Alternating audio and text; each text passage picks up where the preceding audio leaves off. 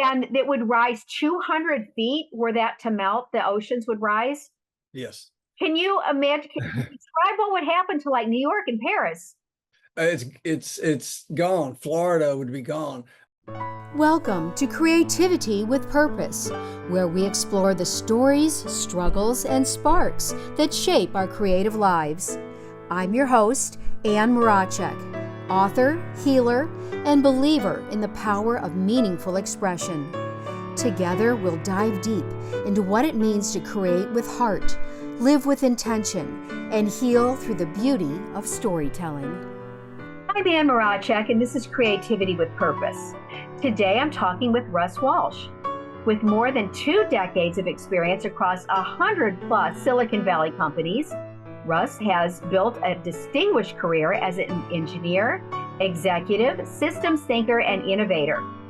He has led governance, IT, cybersecurity, and compliance initiatives for global tech giants, including Google, Apple, Facebook, Oracle, Salesforce, GE, IBM, and over 50 emerging startups.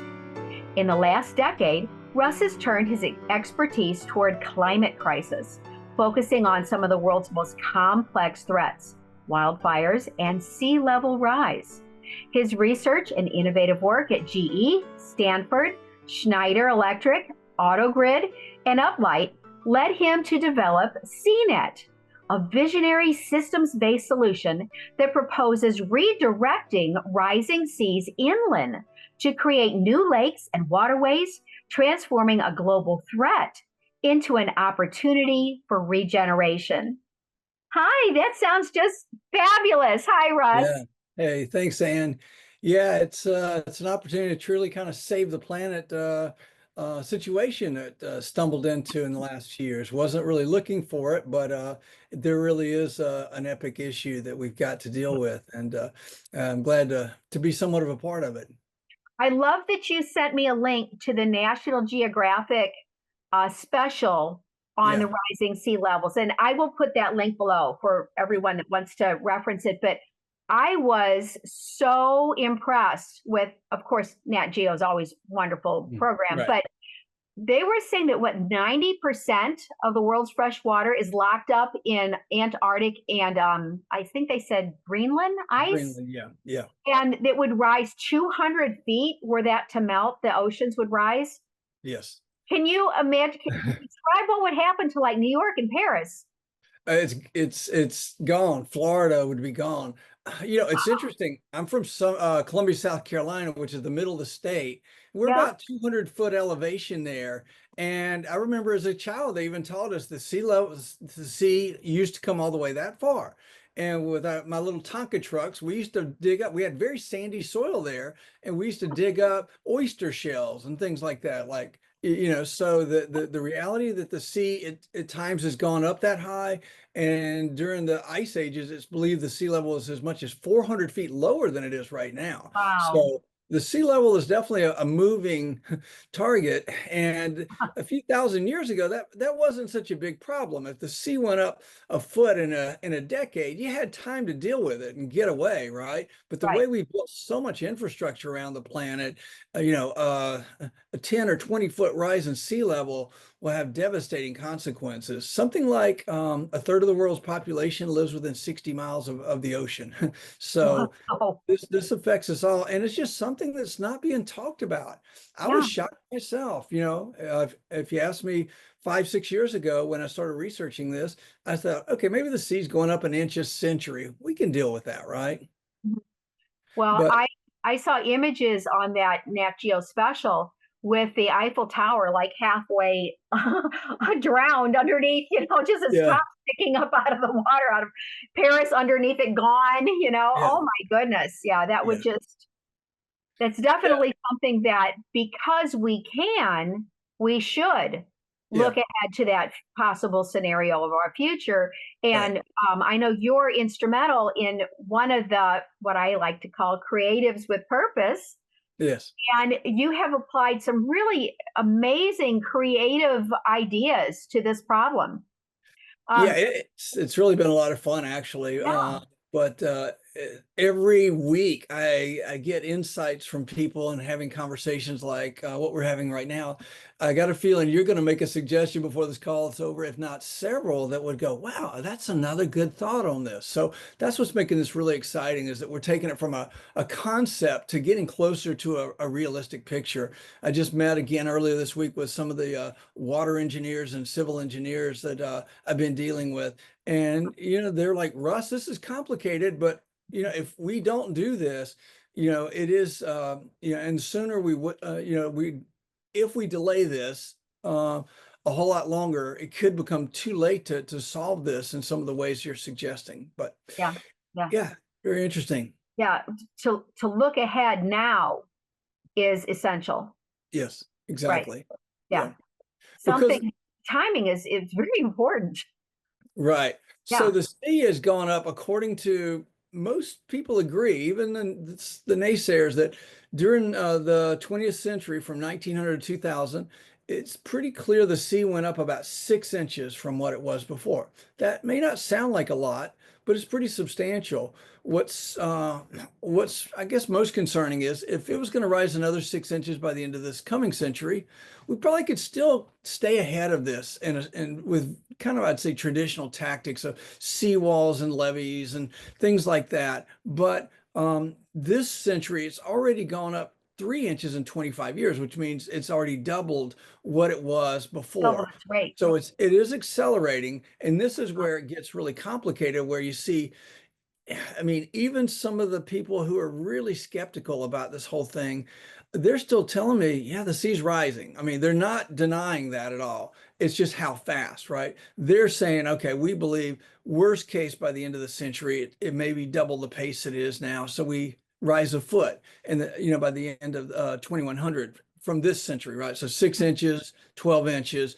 That's what they're gauging. But when I'm talking with a lot of people who are a little more aggressive on this topic, and these are people, Stanford University, Sure. some people who just were involved in releasing a 300-page report for Europe, and they're based in Venice, because most people who are following anything about just climate and things knows that Venice is really seeing some epic situations. They did not deal with this 40 years ago, right? Something's changed, right? There truly is something changing. I'm old enough to remember going to beaches and things along the Carolina coast, Georgia coast, Florida coast. And I've got friends who've been living there in some cases for 3 or 4 decades. And they tell me too, they see tides that just are unlike anything they saw 30 or 40 years ago. Yeah. It's really scary that whereas they never felt like that. I mean, hurricanes are different. You just never know what a hurricane's going to do. But in the case of just, it's sunny outside, and all of a sudden I see, little waves going across my driveway, and I'm 200 or 300 yards from the ocean. That's terrifying. And, so these things are really happening, and we've got to come up with a viable solution. And I think in our line of questions coming up, we'll probably talk about that. I'll give you a chance to unpack that. But this is our reality. It is pretty scary. And I'll also, be glad to share, why is this so unknown? Why is this off the radar from most people? And we can certainly talk about. And I think a lot of people at least have a basic awareness of the fact that the planet is warming, which obviously is precipitating the ice melt. Yes. I remember my grandfather talking to my dad and saying, when I was your age, this sort of thing. Right. He used to take mule carts loaded with coal and walk the mules across the Mississippi River to the other side. We didn't need bridges. We just took these heavy wagons loaded down with coal and a team of mules, and we would literally walk across the Mississippi. Oh, wow. That's how thick the ice was. Oh, wow. In the winter, the Mississippi River would freeze solid to the point that they could take that kind of weight confidently and walk their mule teams across the river. Yeah. That's unfathomable to us today, isn't it? Yeah, I mean, I haven't lived near the Mississippi, but I've crossed it a few times in my life. And I don't think you guys, especially where you're right in the heart of the country in St. Louis, you've seen the Mississippi freeze in the last 20 or 30 years. No, to even see chunks of ice floating in the Mississippi now, it's like, oh wow, look, it's a novelty. Yeah. Whereas just 2 generations ago, my grandfather, that was common practice. They used to haul coal back and forth. Expected it. Wow. So Yeah. just in 2 generations, it has changed that much. And to me now it's unfathomable. And I'm sure he could not imagine the Mississippi not at least being frozen over. Yeah. Yeah, exactly. So when you put it in that kind of context, only 2 lifetimes ago, that was the norm. Yeah. So, that illustrates, I think, very vividly the fact that we really do need to look at this with open eyes and creative, imaginative, thinking out of the box type of solutions to this problem, which is what you're on the cutting edge of, which I just love.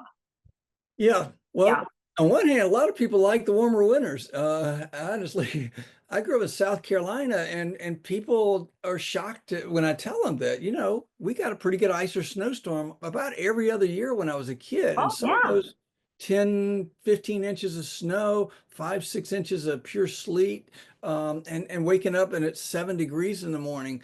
That was not unusual. We had Januaries where lakes froze pretty solid, and we went 3, 4, 5 days stretches where we didn't get above freezing, which was kind of like what happened in Dallas a few years ago, about a week, right? They were really, really unusually cold and stuff. So that was a reality. But gosh, my family who lives there now, it's like we get a snow about once every 10 years, and it's just kind of some turn of events that we get a couple of really cold days, and that's it. But it's not like it was before. No, it really isn't. I used to ice skate on the lake behind my parents' house as a kid. Yeah. It doesn't freeze over at all anymore. Yeah. Yeah. And it's very rare. We get cold, but not for the sustained length of time it would take to freeze the lake. Yeah, exactly. Here in St. Louis, and I'm right in the middle of the country. Yeah. Yeah. So, even though I'm not directly impacted by the coast, I still live on the same planet, we still share the same earth. And you see those effects in all different areas. Yeah. Yeah. So absolutely. I know you're writing a book. Tell me what the title of the book is. I know it's upcoming. We met each other because we share the same editors. Yes. So I know I have the inside track that I know the book is coming. So tell me about the inspiration and what's your title? Okay, sure.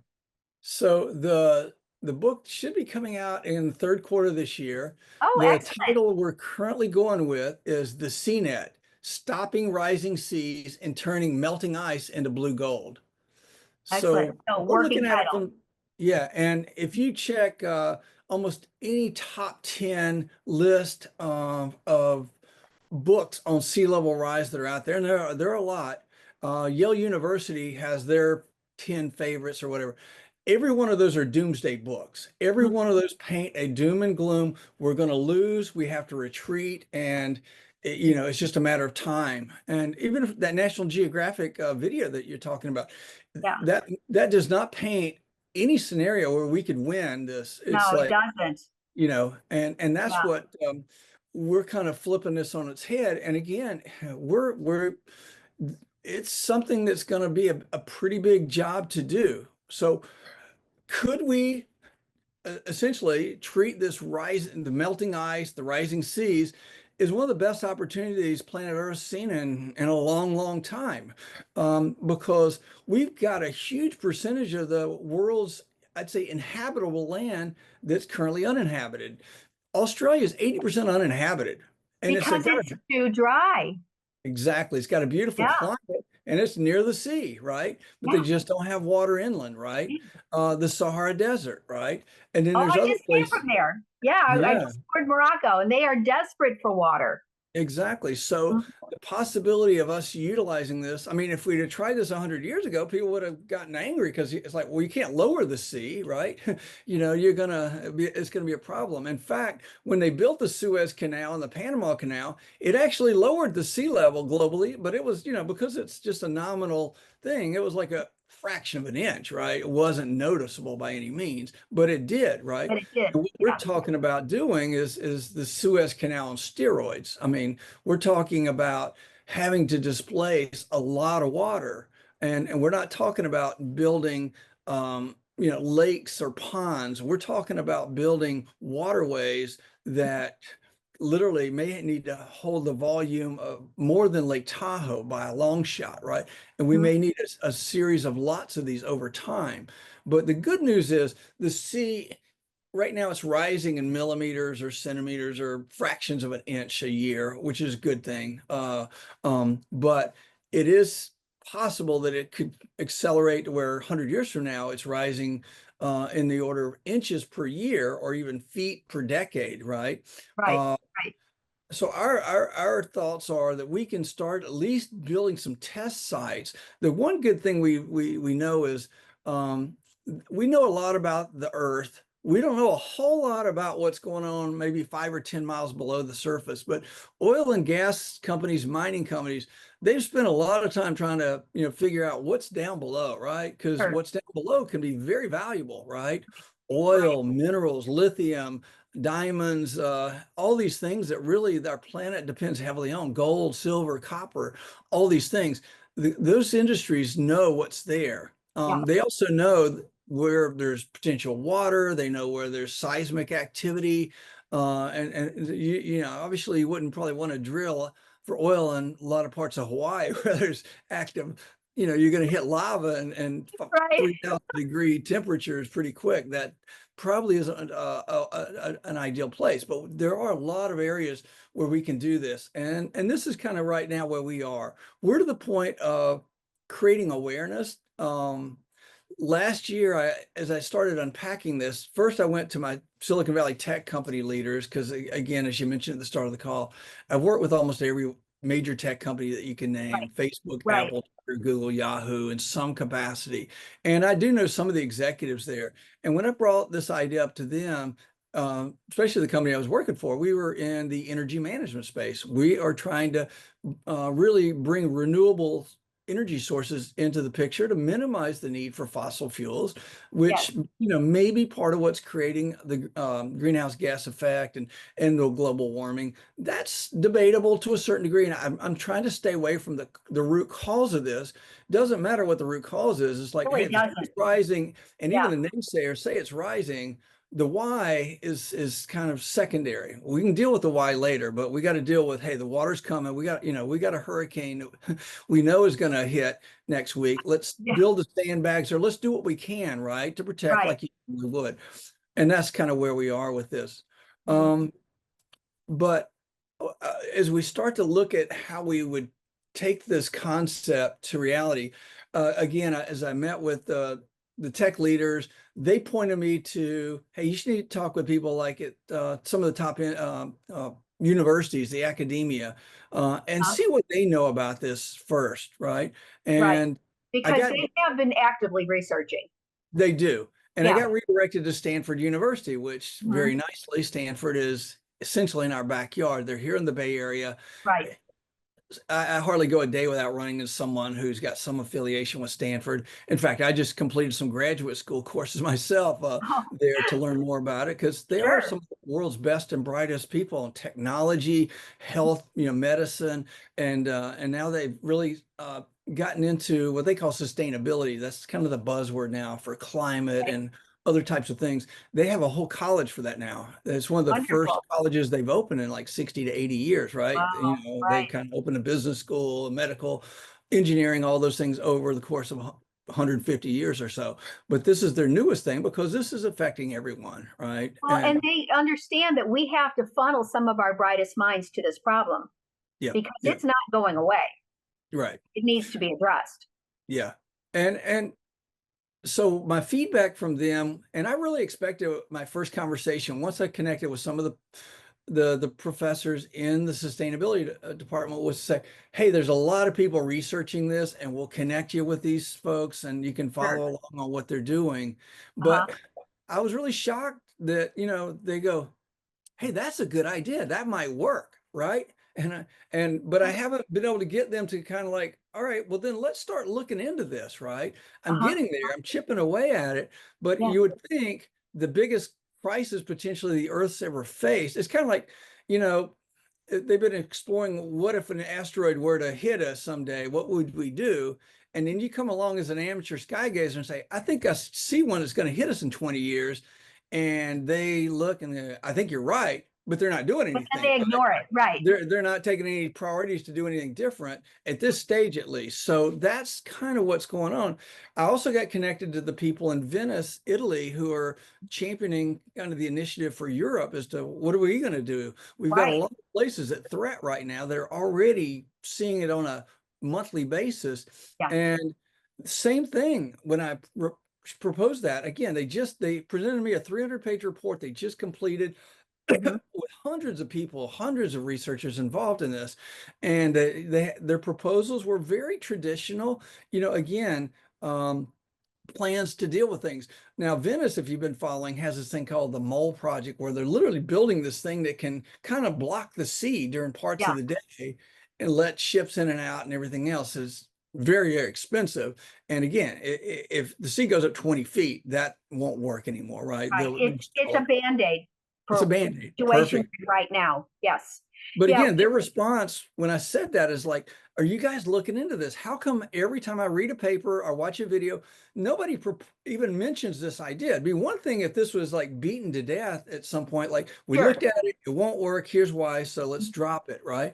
Nobody brings it up. And again, Yeah. their first comment was when I said, is this something you guys have considered? And they go, no, that what you're talking about could work, right? That's a Right. good idea. Exactly. So that's Exactly. why it's now it's kind of beyond just, okay, it's a good idea, but it's becoming the goal of, I really didn't intend to write a book. I mean, a year ago, my intention, like I said, was follow along on this. There's got to be somebody who's already championing this. But their feedback to me was, can you document what you have in mind?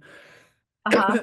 Well, we'll start to see what we can do to get our priorities shifted around to look at this as well. Right. And that's really what prompted me to take a little sabbatical from my regular job and focus on this book. And the draft has been completed. I'm making Yay. some tweaks and it's going to the publisher next week.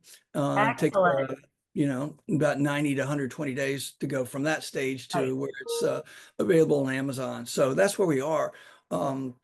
But it's been really a fun journey to Yeah. take this from just a raw concept to kind of a realistic picture of how this could unfold over time.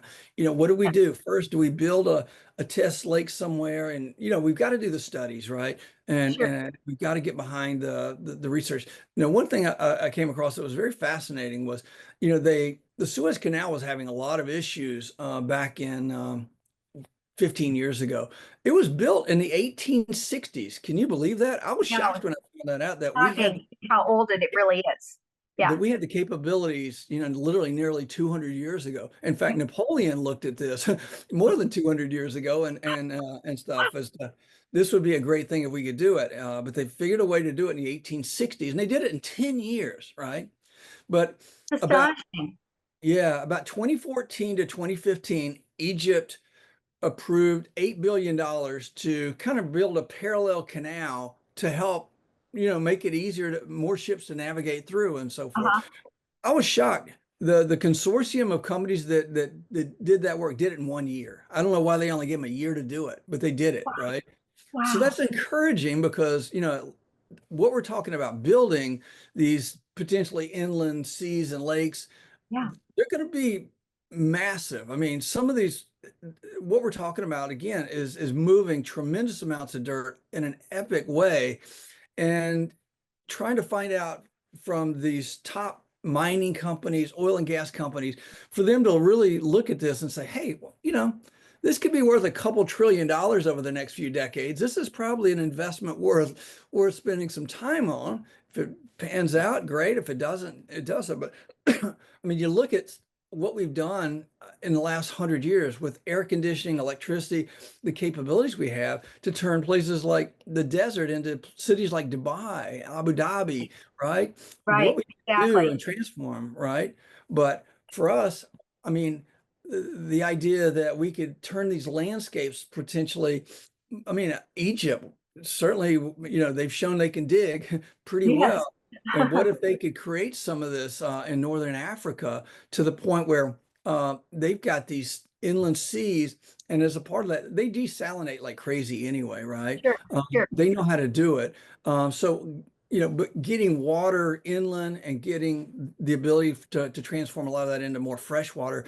But again, when we finish these lakes, as we're envisioning them, we've got to do something with the earth itself, right? Yes, So right. what if we can put the earth, pile it up around the sides of the lake areas that we're talking about? And, what you see someday in Egypt, instead of just seeing, a bunch of brown pyramids that are their featured things, this is the landscape like what you see behind me. This is in Northern California in the Yes, springtime. But imagine when you look from Cairo, south, all of a sudden huh. there's this beautiful green mountains covered with things. Be And on the other amazing. side is a 30-mile by 30-mile series of lakes that are Right, housing tremendous amounts of the sea and producing a whole new experience for people to live. I mean, right. that could become some of the most interesting uh, region of the world for people to live. Same with Northern Australia, even Southern Australia, Western Australia. Those are all possibilities. Most people live in Eastern Australia, right, along the coast and kind Sure, of right hooks along down. the edge. Right. Yeah, even I think Melbourne now is the biggest city, which is on the south side, and Perth Yeah. is stuck wet on the other corner, but the rest is so wide open. But again, if we've got, and I hope the sea level rise really is more on the order of inches this century, and we have time to get ahead of it. They're still saying it could be 15 feet by the end of the century, Wow. which is Wow, that's alarming. significant. Yeah, That's even alarming. if we Yeah. start building this thing, I mean, to build what it's going to take is going to be quite an extensive time to dig something this big. But the engineering team I've worked with are like, to fill up something like that with seawater could take years too, right? You Right, know, when you right. dig something that can displace the ocean, right? I mean, you hear the old term boiling the ocean, right? In this case, we're trying to redirect it. Again, we've done it before, but we're just trying to take it to a whole new level. But the concept of people someday living and floating, it's a dream typically to live on a floating home, right? If you could live Yes, on a yacht in the harbor, and then, you kids have a thing to go to school or something right there. But the potential to just transform how people live is really exciting. Where so many, I mean, again, you create a potentially a lake that's 30 miles by 30 miles. That's almost 1,000 square miles. that's And hot. what you could do with that potentially, as far as people living on the surface of that. We were even looking at, what if we had hundreds and hundreds of cruise ships, right, that are near the coast where people can just take a conveyor and get back down to land whenever they need to. But, cruise ships are almost like little cities of their own, right? I mean, Yes. kids could go to school on there. You could have a Oh, sure, hospital. easily. Yeah, and Yeah. imagine a lifestyle like that. And then as you're perhaps somewhat involved in building out the new sea lakes areas, Uh-huh. right? That you can live there and you can raise a family there. And unlike a typical construction project where it lasts 3 to 10 years, and you got to move your family from, Dubai to Sydney to build the next underground tunnel system or something, right? You're very transient. Um, you could lay roots down here and maybe in Australia, and for the next 200 years, 5, 6 generations, your family can live there and thrive and build out that area, right? So it's pretty exciting, the human possibility of this too, which is Yeah. what really gets me, because we've got property in the Philippines, and we know that a lot of people struggle there. So many people leave the Philippines for opportunities to really provide for their families, Sure. and we think that's a shame. The Philippines are building some amazing cities as well, like Singapore and Dubai. They've got some tremendously talented people. It's like, what if you guys could also build some of these inland lakes and seas? Because you got 7,000 islands. Some of them may be hospitable to building some of this as Yeah. well, and employing potentially tens of thousands, if not millions of Filipino people right there with great Right. jobs Just in the Philippines. the building project itself would be an Yeah, improvement. Yeah, exactly. Yeah, and I yeah, would definitely look at Morocco because, like I said, we were just there. I was just yeah. touring, and they absolutely adore the United States. First Oh, of all, well, yeah. um, they kept emphasizing to us that the Moroccan king was the first one to recognize the United States as an independent country way Oh, back. That how about that? they're Yeah, very proud of that. yeah, We yeah. love okay, we love George Washington. We were the first. It was I heard that a lot. Even today they talk about that. I was like, oh, well, that's pretty neat. I didn't know that. But they really are desperate for that infrastructure of water. Yeah, And yeah, they keep saying what we could do to turn this desert wasteland into fertile orchards and crops if we yep, had the water. And absolutely. this would be something that I think they'd jump on. I think it would be fabulous for them. Yeah, I think we, are not far away from getting that breakthrough. And Yeah. podcasts like what you're doing here and other things to get more awareness. We're just starting to see more and more momentum of this. And one thing we're also seeing is a lot of young people. Gosh, if I get a chance to talk to students, even middle school, they just sit down like we're talking about, something that's as exciting as anything they want to hear about, right? They've Right, got right, ideas and they realize this is the world they're inheriting. So right, if they can do something to transform it into a much better place, that's great. I right. got a chance myself to get pretty close to Morocco for the first time. We were in southern Spain for the holidays this Oh, past fun. Christmas. So we could see Gibraltar, we could see the mountains of Morocco from Yeah, where our yeah. hotel was. I was, And then was just on the other side. yeah, I we were was tempted to looking take a across. ride over and check it out, but we were just a little pressed for time. But we did drive by Gibraltar, and it's Yeah. just such a spectacular thing. But I'm not sure if your listeners are aware or you're aware, but one of the solutions that's seriously being proposed right now is to build a dam across from Gibraltar to Morocco to protect the Mediterranean Sea. I mean, there Oh, are documentaries on it. It's not yeah, like it's just an idea. They've actually produced some amazing documentaries on the possibility that they really will get this thing going. yeah, And yeah. so, It's only like 30 something miles. right, right. It's right Yeah. there. Yeah, yeah, I believe the water's kind of deep in some places because that's yeah, I'm typically what sure. happens when you get these narrow channels, right? All that water pressure. But that's a pretty big fish to fry, as they say. But what's not being considered, and they're actually talking about doing something similar around the Golden Gate Bridge Oh, to right. block the water there, because if the water flows inland, the whole Central Valley of California, which is Oh, almost yeah, 500 miles and produces a huge percentage of the world's fruits and vegetables, would yeah, be underwater. I mean, they don't need but a few feet before it starts to become an issue for them, let alone 200. But so if the Golden Gate Bridge had a dam and the Mediterranean had a dam, in theory, what they're doing though is they're making the problem worse for everybody else. So where the water that should be flowing into the Mediterranean to help out is kind of being pushed to the rest of the planet, which means right. it'll accelerate. So they're pushing their problems out. And again, 200 feet, no dam across the Mediterranean or Oh, across the Golden Gate Bridge is gonna win. There's, the water's gonna find its way inland from so many other directions.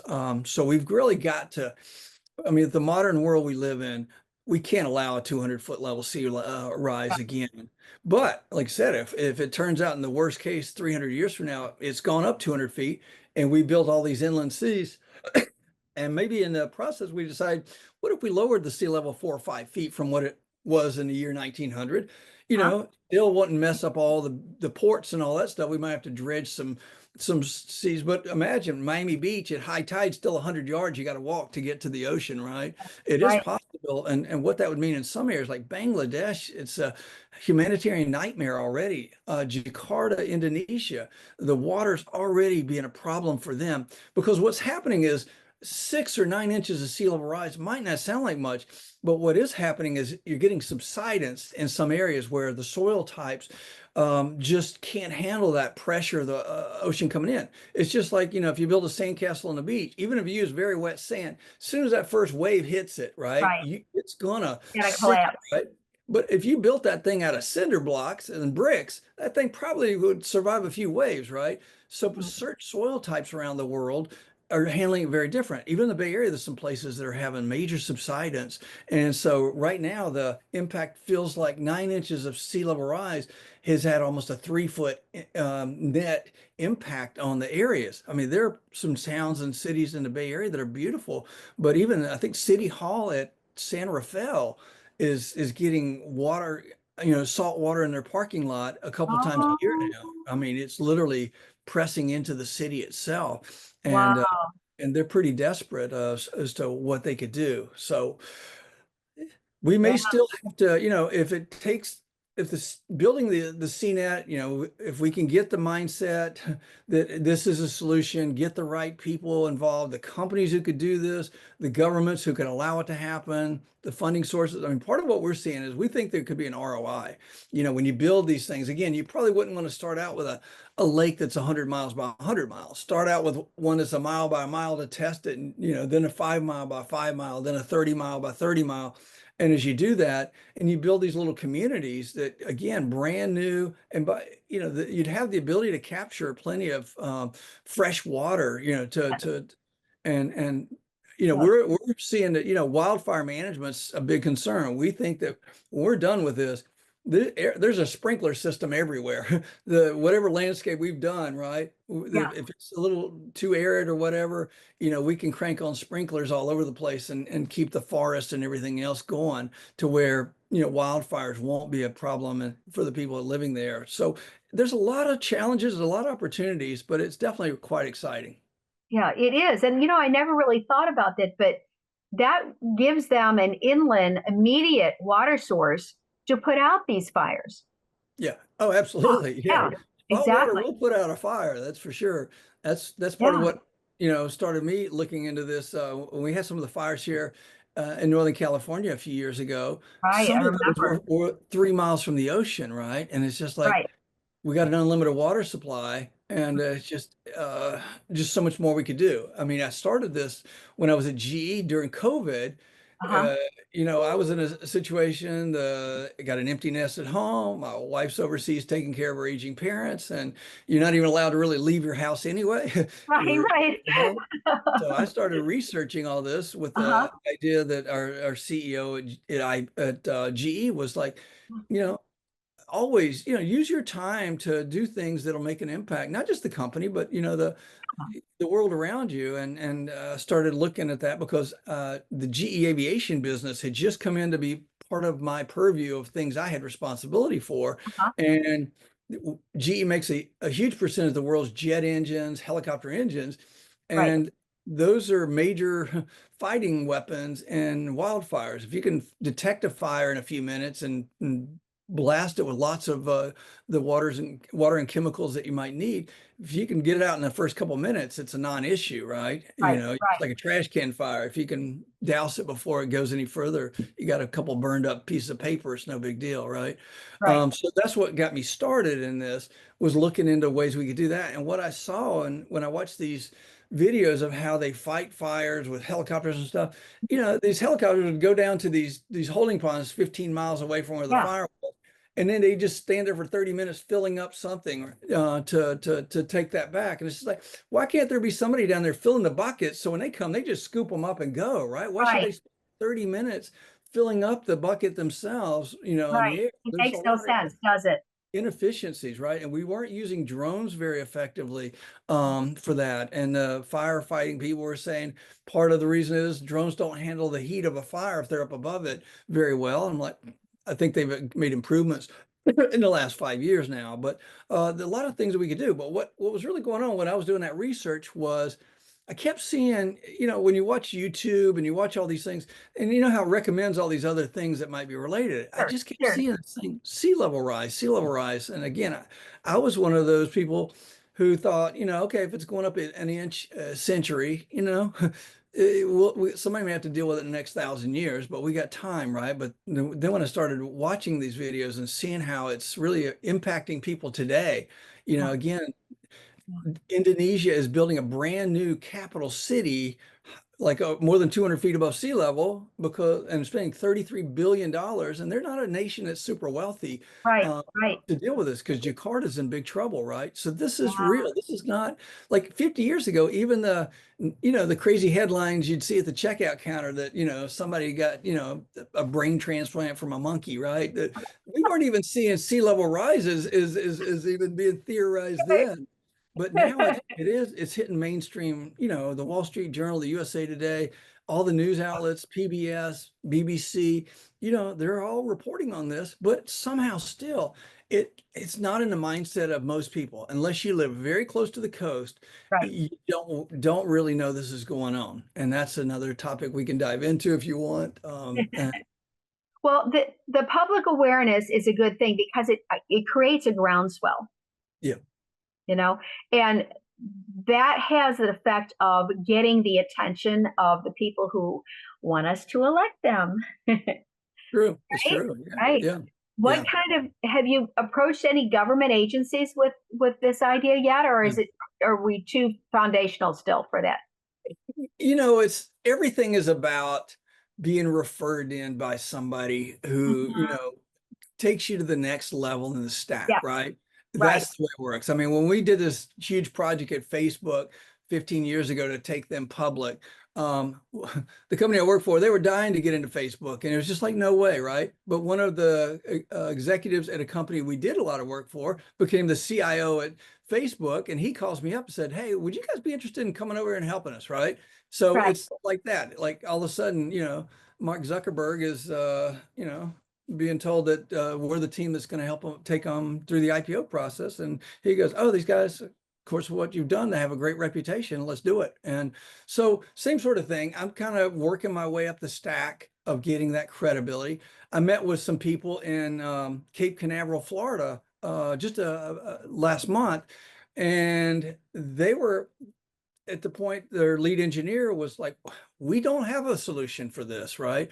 We're building levees, we're building better drainage systems, but and we're putting more sand on the front side of the island. But for the people who live in the back, there's nothing we can do, right? There's no hope that we can really make a difference in this." And And that's so, what I like about your solution is that it does present hope. yeah, exactly. Not And even hope; it's beyond hope, right? It's yeah, excitement, right? That it builds yeah, an opportunity, right? yeah, it's an actionable solution. Yeah, We yeah. haven't really seen proposed.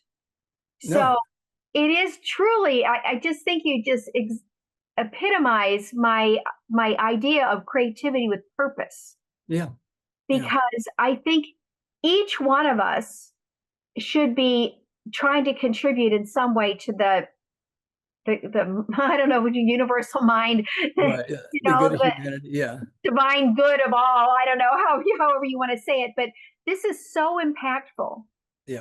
Thank and you. it's so necessary. Mhm. And that's one of the reasons why I want to make this platform available Mhm. to people that have these creative life goals and purposes, Yeah, because this is part of contributing to that awareness. yeah. And this is a contribution. This is not everything, because I mean, Yeah, we still need to solve a lot of other problems. sure. And I do have to draw some boundaries and say, I can't worry about those right now. But there's so many brilliant people who are. But like I said, I was really surprised to find that this idea, which seemed pretty obvious to me, because I know when they started building out LA, 150 years ago, one of the first things they did was they built water control systems. It's like, we don't get water in 9 months out of the year. When we get it, we got to find a way to protect it, save it, Protect it. and Right, distribute it. And they right, went they were very focused. It's the same kind of concept. We've got a water issue, and we have the capability of solving this. We're not really talking about doing something that we haven't done before. It's right, just we've got to do it in an epic right. I way. see it as reservoirs on a bigger scale, Exactly. That's it. because we Yeah. already have reservoirs, like you're saying, Mhm. that already Yeah. exists. Yeah. Yeah. So why not just upscale that? Yeah. Yeah, Yeah. And I mean, the possibilities too. I've had people ask, you can't telling me that they're concerned about covering too much land with salt water. my first response is, if we don't do something, we're gonna cover a lot of land with salt water, whether we like it or It's not. going to happen So whether we that's like not it or an not. issue, Right. right? But Right. but imagining that, if we do build these inland seas, uh, we also can potentially create an environment where, you have a houseboat, and when you go to bed at night and you open up the windows, you got sea lions and dolphins swimming by. Like right now where I'm sitting, sometimes I see deer walking right by down my sidewalk Yeah. and stuff. And it's such a delight to live in a place where I'm kind of that close to nature here in the hills. But for that kind of a reality, right? And a cleaner environment there, and just a lifestyle that's beyond imagination, especially taking people right now who really struggle. I mean, somehow they have an iPhone and they have clothes on their back, but they don't have much more. But really creating potentially a billion jobs over the Yeah. next Yeah. century for people, and it's not just that, but the people digging these things, right? If you build these communities, you need people who can cut hair, you need doctors, you need, right? Everything. It's going to create Sure. the whole environment of people to live. And again, some of these regions of the world, gosh, I mean, I know it can be hot in some parts of Australia and that, but I know living here in the Bay Area, the Pacific Ocean in the summer, we get the flow straight from the north, Sure. Alaska. I mean, this morning when I woke up, it's 52 degrees and it's windy. It's probably 38 degrees with a wind chill here, and people don't realize. And we're on the edge of summer, right? We just Right. had Memorial Day, right?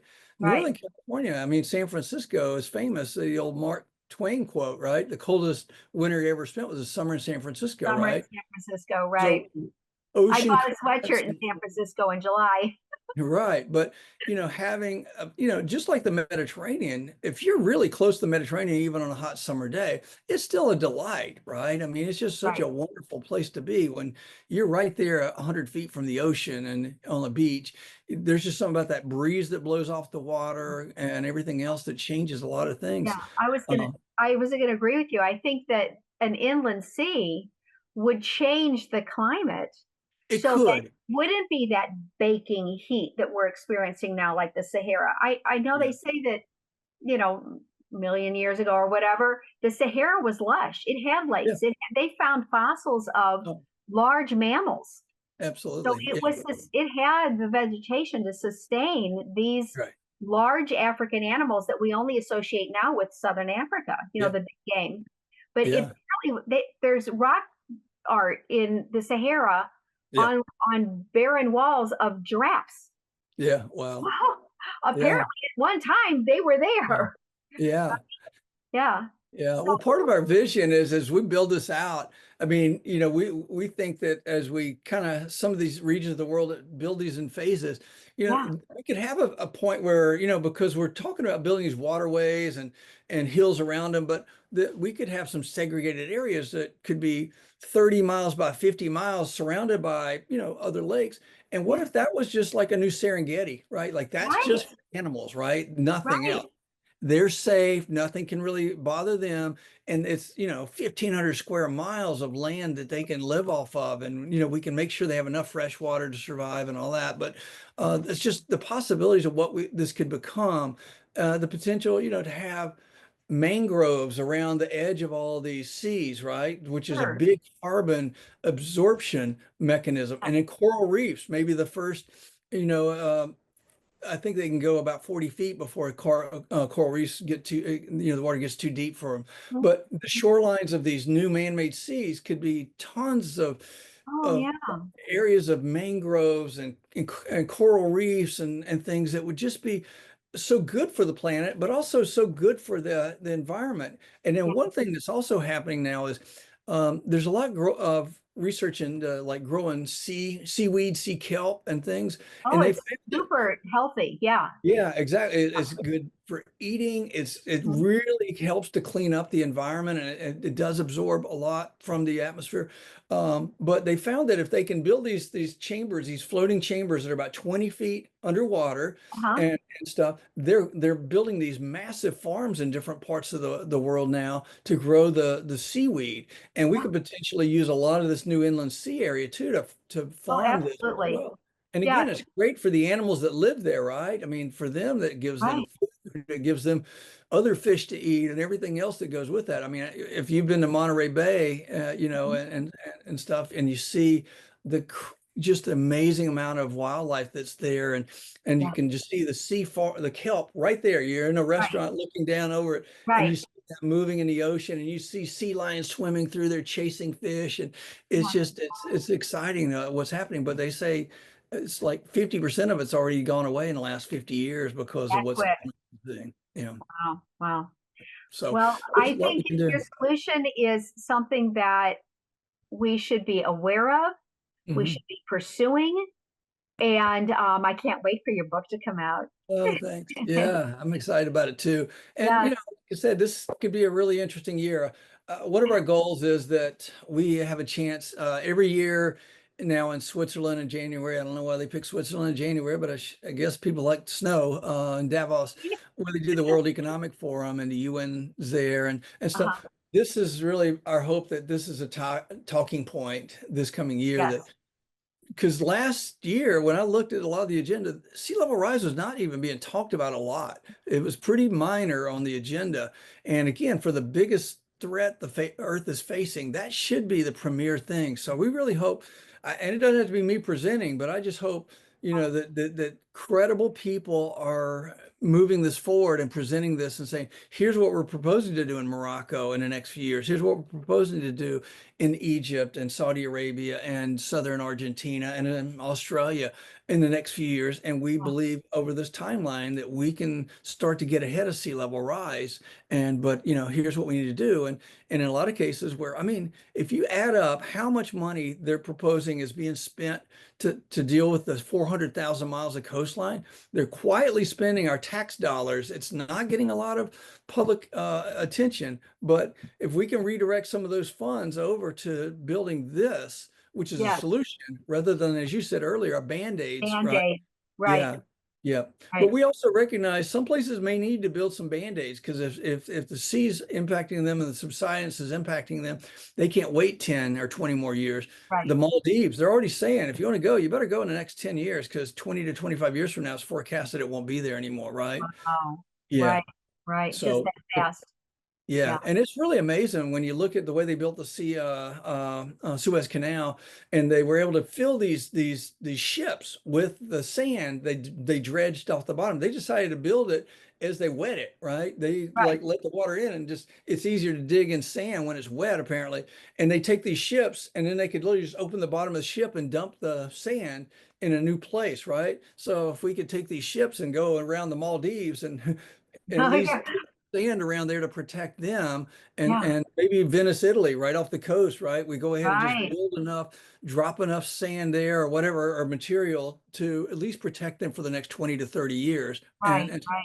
so there's some things that we could do, some hybrid solutions that would make a difference. And part of this too is I really think that before it's said and done, a lot of coastal areas and may want to get more involved, but we're also looking at, there's only so much water, right? I Right. mean, Right. it's all about that. So what if there are places where normally we would never want to build a dam and capture more water, but now it might make sense, and we could like look at Canada. It's got so much water, right? If Right. you just look at the map of it, there's water everywhere. If there was a way to create some ways to dam that up, because so much of that area is uninhabited, right? That Right. we could suddenly create a couple of new Lake Superiors and Lake Michigans Sure. in areas. And again, that collects a lot of the water, because again, it's a game against water, right? Where can Right. we house water and stuff? And then we were even talking with some interesting climate people recently about when a major iceberg breaks off of Greenland or Right. Antarctica, we have ships drag that to a place, and then we harvest that water into some lakes that have capacity, right? We just Uh-huh. like we mine marble in Italy, right? We Sure. chop this up and we carry that in. And so instead of just letting it melt into the ocean, we find a way to redirect that, and it may even be faster and easier to take it in the form of ice and put it in too. So these are some just really creative things. And I think we're just getting started. I think there may be a lot more ideas people come up with that supplement this to where collectively we have a solution and we can really have a great outcome. That's the best part to me. I mean, I've got a new grandson, I hope someday, he can enjoy the fruits of the hard work we're all trying to do right now to make a difference. Exactly. And isn't that what it's all about? Yeah. Yeah, absolutely. Yeah. Well, you know what? On that note, I'm going to tell you thank you so much. Is there anything you'd like to leave us with? I mean, if you have an interest in this topic, you can reach us at info@seanet.vision. We would love to hear from you and love to follow up with you. If you've got connections to people who are influencers in this space, share this with them so that they're aware and have them reach out to us as well. I mean, our hope is pretty soon to get to some of the companies that produce the new Suez Canal, and get them foaming at the mouth about what the possibilities could be for them. I think for a lot of these major companies and consortiums to see, wow, this could be worth trillions of dollars to us over the coming decades. What else do we have on the radar that could change our corporate structure, and then we really make a difference in the planet we all live on and our children and grandchildren are going to live on. So that's kind of what I would leave it with, is that right now we still need to get that awareness.